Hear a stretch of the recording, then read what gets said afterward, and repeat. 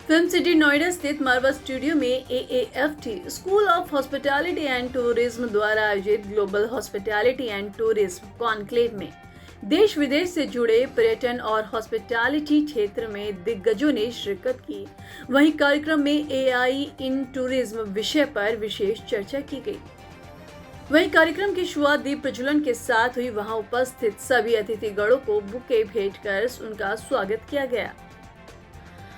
वहीं इस दौरान कार्यक्रम में chancellor AAFT university of media and arts and president ICMEI doctor Sandeep Marwah, STIC travel group of company के chairman doctor Subhash Goyal, president of Indian association of tour operators Ravi Gosai, chairman travel agents association of India Rajan Sehgal, प्रसिद्ध wild life photographer and conservation story teller doctor Latika Nath, GNN प्रकाशन private limited के group editor Anil Sharma और professor doctor Himani Chaudhary मौजूद रहे। वहीं इस अवसर पर डॉक्टर संदीप मारवा ने कहा है कि AI आने वाले समय में टूरिज्म इंडस्ट्री को नई दिशा देगा और स्टूडेंट्स को नई तकनीकों के साथ आगे बढ़ना होगा। वहीं अतिथिगणों ने कहा है कि AI से टूरिज्म और हॉस्पिटैलिटी सेक्टर पहले से ज्यादा स्मार्ट और आसान बन रहा है, लेकिन इंसानी व्यवहार और अतिथि सत्कार की अपनी अलग ही हमेशा पहचान रही है। वहीं आपको बता दें कि कार्यक्रम में प्रश्नोत्तर सत्र भी आयोजन किया गया, जिसमें स्टूडेंट्स ने अतिथिगणों से इंडस्ट्री से जुड़े सवाल पूछे और अपने सवालों के जवाब पाए।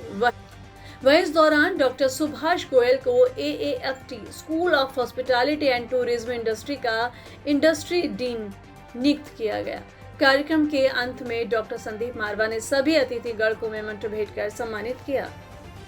आज मारवा स्टूडियो में ग्लोबल और टूरिज्म को लेकर भी कॉन्क्लेव किया गया। क्या लगता है कि टूरिज्म सेक्टर में भारत किस दिशा की ओर बढ़ रहा है? हमारे देश में टूरिज्म जो है इस वक्त बहुत बेहतरीन ढंग से आगे बढ़ रहा है। विदेशी टूरिज्म तो सब जानते हैं कि वॉर की वजह से फिर से एक बार उसको अफेक्ट पहुंचा है और हम लोग तकरीबन 1 करोड़ इनबाउंड टूरिस्ट हिंदुस्तान में एक्सपेक्ट करते हैं हर साल, लेकिन हमारा जो इंटरनल टूरिज्म है वो करीब 400 करोड़ की गिनती में आ गया है। और अभी हम लोगों को मुझे खुशी है कि आज हम लोगों ने कॉन्क्लेव रखा है, पहले हॉस्पिटैलिटी के ऊपर, अब दूसरा टूरिज्म के ऊपर, और कुछ चर्चित लोग इस वक्त यहाँ पर टूरिज्म से इंडस्ट्री से यहाँ पहुँचे हुए हैं, जिन्होंने बहुत सारी ऐसी बातें बताई हैं जिसको लेकर मुझे लगता है कि हमारे स्टूडेंट्स का आज सिर्फ ज्ञान ही नहीं बढ़ा बल्कि उनका उत्साह और जोश भी बढ़ा है।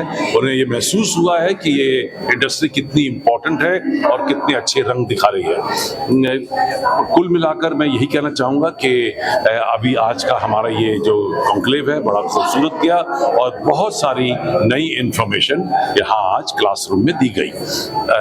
सबसे खुशी की बात तो ये है कि जो इस पूरी इंडस्ट्री के एक बहुत बड़े जाइंट, एक बहुत बड़े कर्ता सुभाष गोयल जी, जिन्हें डॉक्टर सुभाष गोयल जी को आज डीन इंडस्ट्री नियुक्त किया गया है और वो AAFT यूनिवर्सिटी के साथ आज जुड़े हैं और मुझे पूरी उम्मीद है कि हमारा ये स्कूल उनके निर्देशन, उनके संयोजन से आगे बढ़ेगा। क्या लगता है कि global hospitality and tourism conclave का जो आयोजन किया गया था स्टूडेंट्स में कितना इम्पैक्ट करेगा?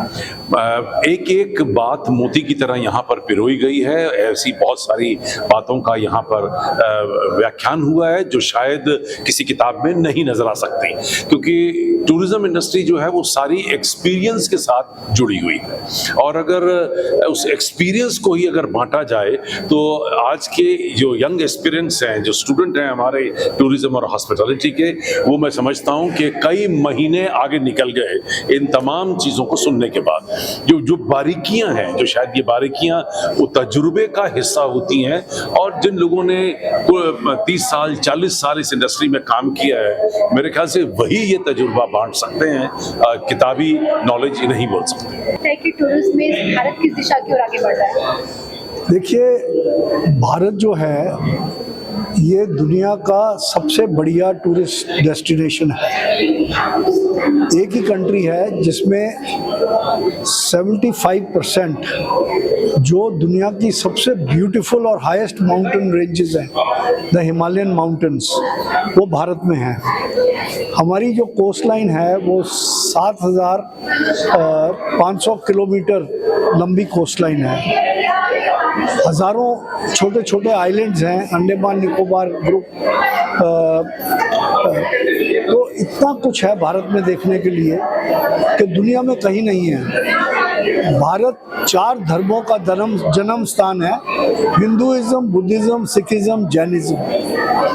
इस्लाम मिडिल ईस्ट में हुआ, पर सूफीज़म जो स्पिरिचुअल साइड ऑफ इस्लाम है वो इंडिया में फ्लरिश करी है। और रिलीजियस टूरिज्म का इतना स्कोप है भारत में। सऊदी अरेबिया ऑयल के बाद सबसे ज़्यादा पैसा हज से कमाता है।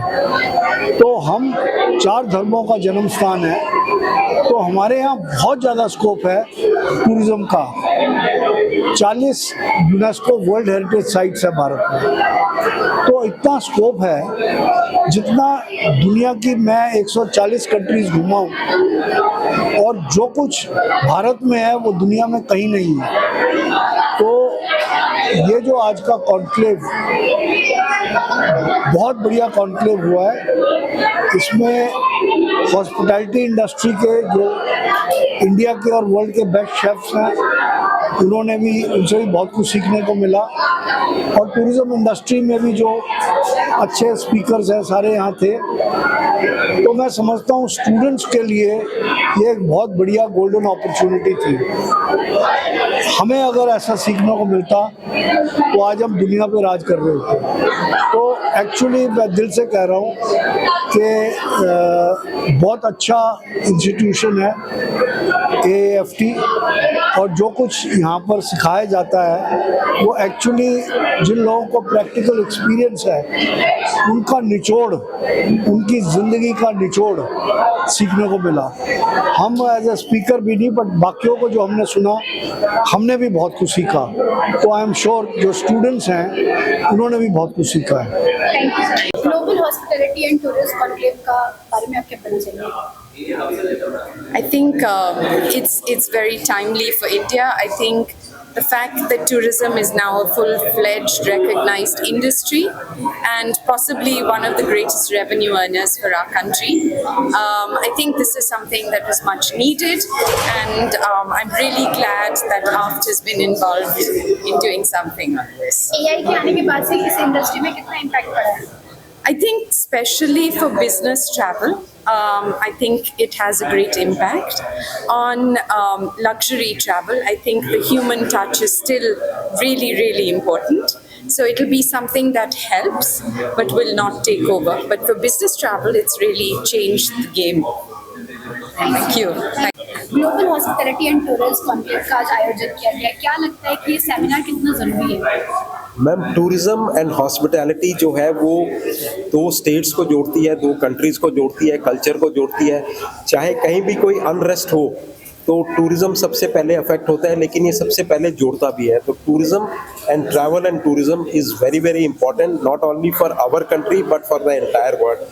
तो ये जो आयोजन किया है इन्होंने, और हर साल करते हैं, एक ये बहुत अच्छा इनिशिएटिव है, और इस तरह के इनिशिएटिव होने चाहिए। और स्पेशली आजकल के टाइम में जब दुनिया इतनी अनरेस्ट है तो हमें ये करना चाहिए। आपने कोरोना में देखा होगा, सबने कहा था कि टूरिज़्म रुक गया है, अब ट्रैवल एंड टूरिज़्म होगा नहीं, लेकिन सबसे ज़्यादा बाउंस बैक जब टूरिज़्म हुआ तो वो इंडिया में हुआ था। Because Indians are very travel hungry, you know. So उनको अगर 3 दिन का टाइम भी मिल जाए तो दे डिसाइड ओवरनाइट कि हमें ट्रैवल करना है। तो आपने देखा डोमेस्टिक टूरिज़्म कितना बढ़ गया, बिकॉज वो पहले एक स्टेटस सिंबल के लिए जाते थे कि हमारा नेबर स्विट्ज़रलैंड गया तो हम भी जाएंगे। लेकिन जब उन्होंने इंडिया में देखा कि जम्मू कश्मीर से लेकर कन्याकुमारी तक इतनी बढ़िया जगह है, तो they are now exploring India. So our domestic tourism is booming and these kind of events will really help. देखिए, टूरिज़्म हॉस्पिटैलिटी में भारत में काफ़ी असीम अनुकंपाएँ हैं, बहुत संभावनाएँ हैं। और अगर हम देखें कि भारत का जो हेरिटेज है, कल्चर है, वर्ल्ड फेमस है, और जो लोग जो मैक्सिमम टूरिस्ट यहाँ पे आते हैं वो उसी ले आते हैं। दूसरा, डोमेस्टिक टूरिज़्म हमारा बहुत बढ़ गया, बिकॉज इंडियंस आर एस्पिरेशनल। तो अब सब लोग घूमने जाना चाहते हैं, और करीब करीब पिछले साल 400 करोड़ इंडियंस ने ट्रैवल किया है डोमेस्टिकली विद इन इंडिया। तो टूरिज़्म आने वाले समय में काफ़ी उम्मीदें हैं टूरिज़्म से भारत को।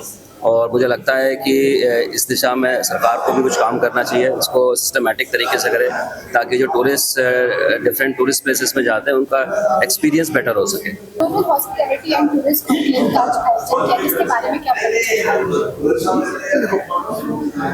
Tourism is a very integral part of a person. जिंदगी में जब आप छोटे थे तो नाना नानी के यहाँ जाते थे, that was tourism, right?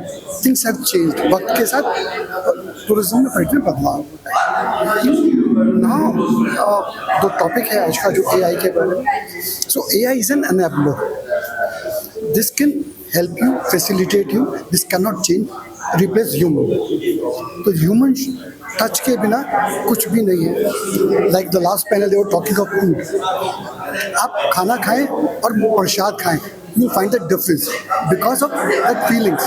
So AI cannot put that feelings. Only a man can put feelings. So be human,